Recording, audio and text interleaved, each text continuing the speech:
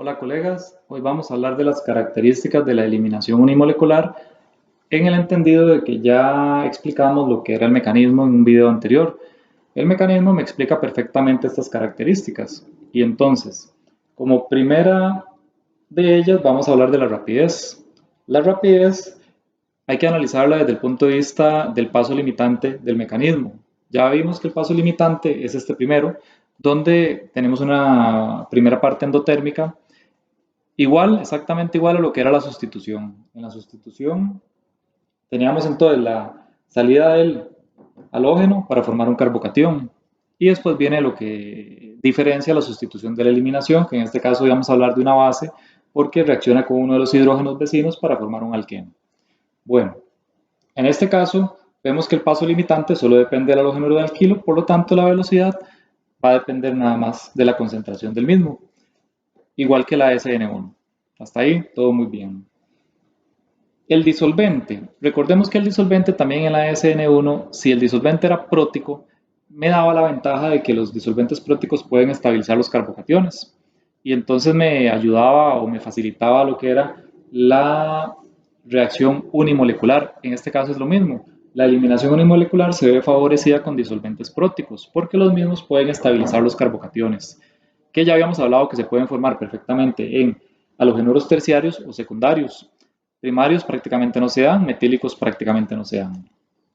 Entonces, una vez que tenemos en el entendido el disolvente y la rapidez, podríamos hablar un poquito de la competencia con la SN1, porque hasta el momento notemos que hemos estado hablando de las características unimoleculares y explicamos el mecanismo, que hasta esta primera parte es lo mismo exactamente entre la SN1 y la E1, entonces uno puede cuestionarse, bueno, en un laboratorio, en una reacción de síntesis, y yo quiero tener, o yo voy a tener características de reacciones unimoleculares, ¿cómo podría yo hacer que la reacción tienda a formar el alqueno o que tienda a formar el producto de sustitución?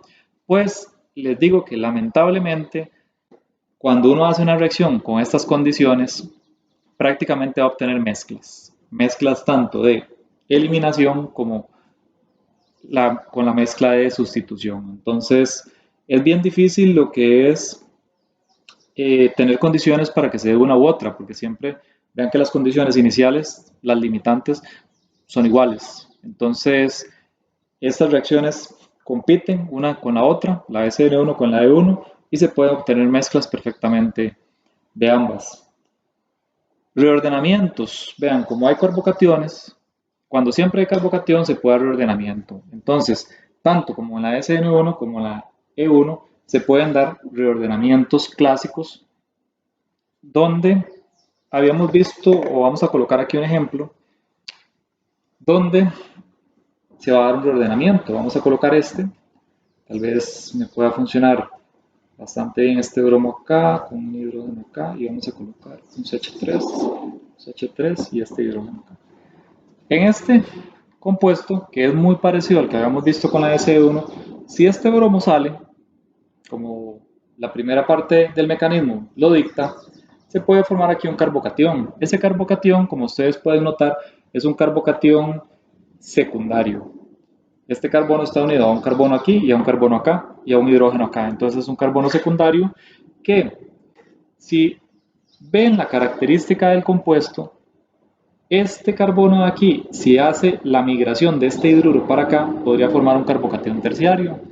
Recordemos que los reordenamientos se hacen a partir de carbocationes con hidrógenos de los carbonos vecinos. Si uno puede mover un carbono, o perdón, un hidrógeno o un carbono, puede ser con un grupo metilo o un grupo más grande, hacia el carbocatión que se tenía formado, y en ese movimiento se puede formar un carbocatión más estable, entonces se lleva a cabo. En este caso, este hidrógeno con el par de electrones va a venir a formar un enlace acá.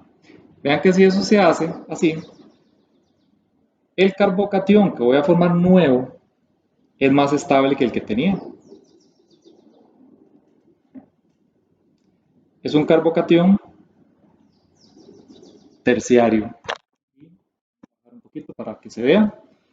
Este hidruro pasa a este carbono, a este carbocatión de acá, forma este enlace, y entonces este carbono que perdió un electrón va a formar una carga, un carbocatión ¿de qué tipo? Un carbocatión terciario.